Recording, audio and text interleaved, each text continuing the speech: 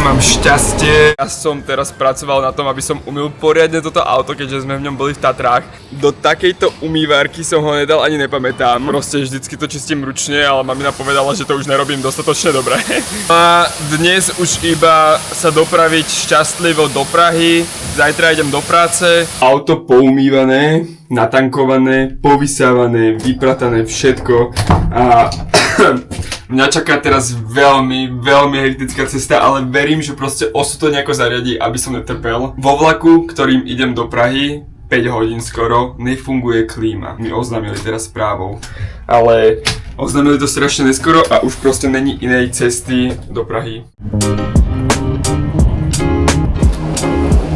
Ľudia, mám šťastie v tomto vlaku, tak na polovičku funguje klíma, na polovičku nefunguje klíma. Takže je to v pohode, ale potím sa stále samozrejme.